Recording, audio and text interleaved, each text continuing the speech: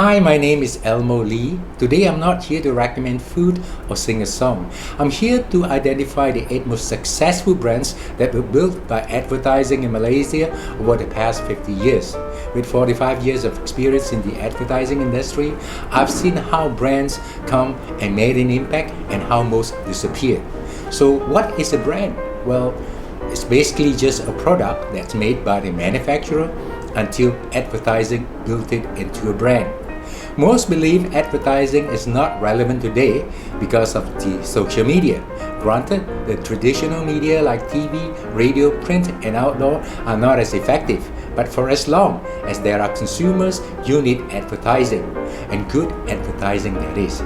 What is the ingredient of a good brand? Well, firstly, you need to have a good product, good marketing support, and of course, creative advertising. But what is the definition of creative? The saying goes, it isn't creative unless it sells. What it means is you can have the most creative idea, but if it's not relevant to the brand, it's totally useless. Good advertising has to be supported with a solid teamwork, a good client that has got all the marketing input, and a good ad agency with a management team that has got a backbone. And most importantly, a responsible creative team that's just not thinking of personal glory. Remember, you only have one chance to launch a product. So in no order of preference, here is my 8 most successful brands. If you like this video, please give it a thumbs up and share. And thank you so much. A Guinness stout is believed to be imported from Ireland about 100 years ago and was consumed mostly by the Oranputes. With a rather unappetizing looking packaging, let alone a bitter tasting product, they added a bulldog to the label for easy recognition here. Guinness was very optimistic with the business, so they took a risk to build their own brewery in the 60s, but needed to steal share from the biggest market leader, Anchor Beer. How Ogilvy made and managed to win over the consumers with this product was incredible. They launched it with a big success using the positioning Guinness Stout puts in what the day takes out. This got the blue-collar workers, which made out of 60% of the population then, to reach out for it. All the ads were single-minded, consistent, and no nonsense. Hard work rewarded at the end of the day. Even the tagline, Guinness Stout is good for you, was perceived with medicinal and aphrodisiac qualities. It was a hit, because drinkers rather switch to a product that's good for them instead of the thirst quencher. Today, Malaysia even sells more Guinness than Ireland.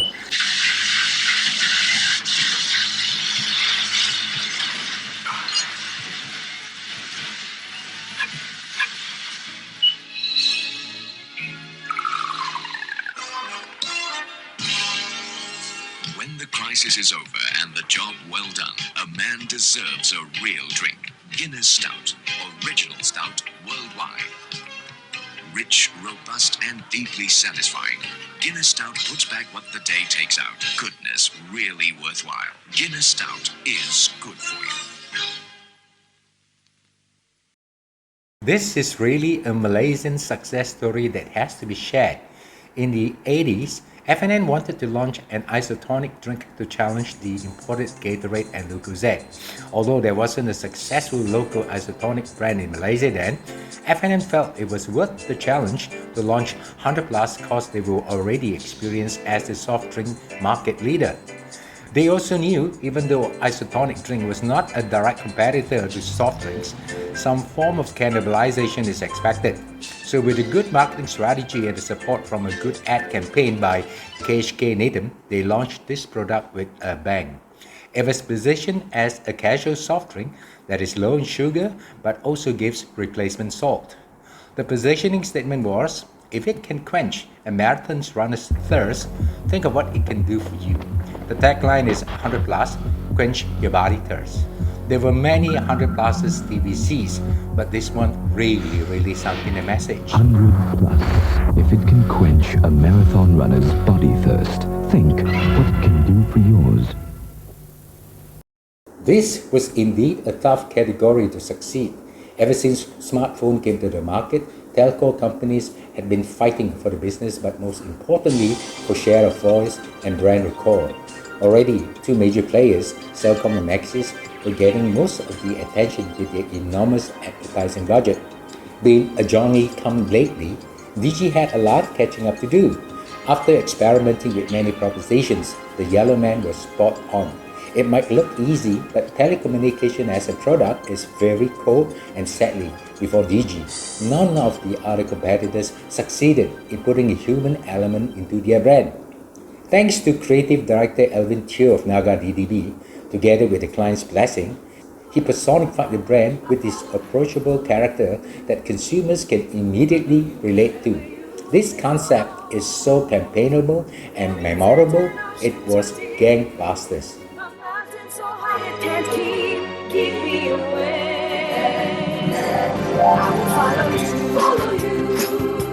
Since we started out, I knew that you are always what we see, and nothing can keep me from you. You are my destiny. Digi's widest coverage, always with you. I will follow you. Contrary to popular belief, Ogawa is a 100% homegrown brand established in 1996.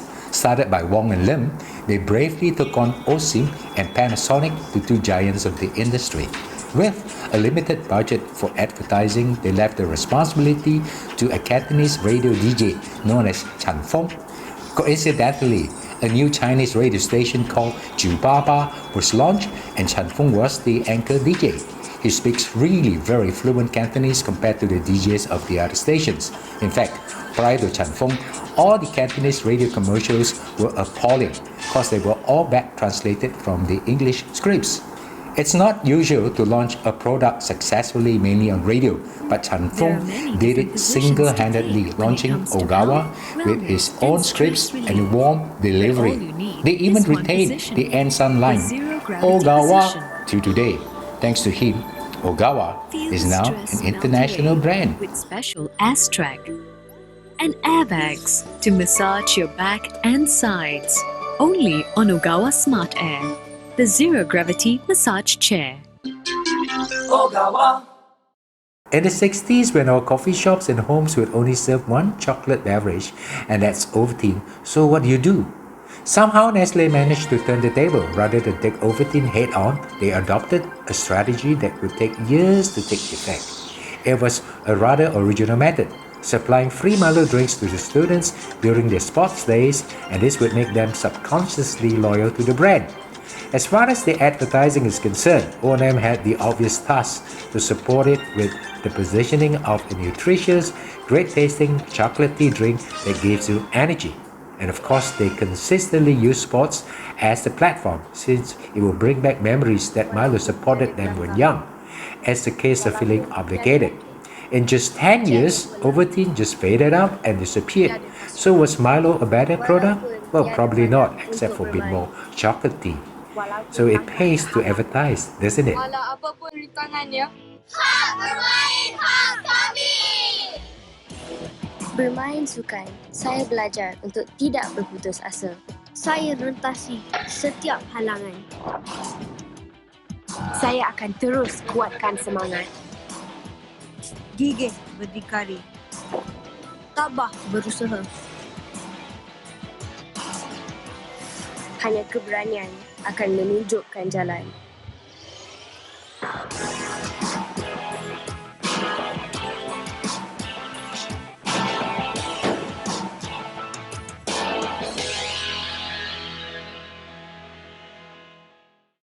Dunhill was a product of BAT in the 80s and was known as a latecomer to the market.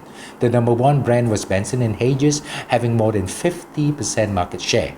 The lesser knowns were Marlboro, Salem, Brockmans, etc. When Leo Burnett was engaged, they invested in these Alfred Dunhill fashion accessories to make it a point of reference to the brand. Since tobacco advertising is all about lifestyle, they used fashion accessories as a reflection, which was prestige. This strategy is called borrowed interest.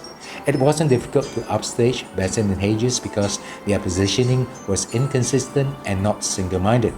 Their TVCs differed from camaraderie, goal indulgence to self-success. Burnett's CD Peter Bowman single-mindedly positioned it as prestige using the tagline style, quality, excellence. This was a direct reflection of Alfred Dunhill's accessories. The cigarette brand Dunhill went on to overtake Benson and Hedges and became number one in no time. It must last. It must be beautiful. It must be the best of its kind.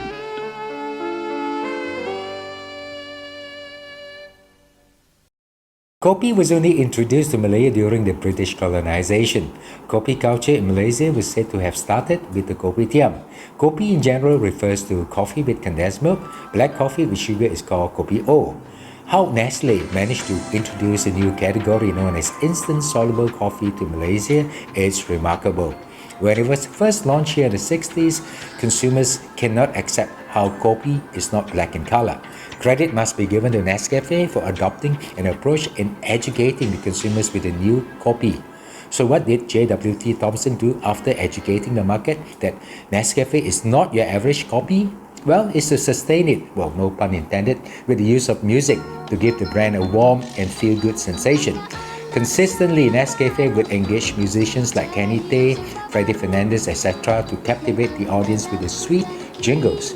Music marketing really works. Always remember, when you have nothing to say, sing. Nescafe is now a generic name for coffee in Malaysia. Masa kini ada kelazatan istimewa, kelazatan kopi sebenar Nescafe. Since the 50s, the beer market was led by Anchor with 70% share. Back then, Carlsberg was imported from Denmark before they set up its brewery in Sharlam in the 70s. Imagine when you walk into a kopitiam then and you ask, give me a beer, you'll be served with Anchor beer. Yes, it's almost generic that beer equals Anchor. So why did they slip up? Main reason was inconsistent advertising. Being a market leader, Anchor had all the advertising dollar and without fail, you will see them every day in the cinema. How Leo Burnett managed to displace Anchor as the number one beer is fantastic. They capitalized on Anchor's inconsistency and came up with their proposition, internationalism, with the tagline, world's most international beer, which gets the consumers to perceive that drinking Anchor is inferior because it's local. Supported by a jingle that sung, come up to Carlsberg and move into the world of the Long Coudane, they gave it a macho connotation too. Consumers are very gullible. All you need to do is give them a perception and they eat out of your hand, because perception is reality. Come to Carlsberg, what are you waiting for? Come up to Carlsberg, move into the world of the Long Coudane. Come to the great taste, the international beer is calling you. Come to Carlsberg, man, you've come a long way. Come to Carlsberg, yeah, you've come a long way. Carlsberg, come up to the Long Coudane and get your reward.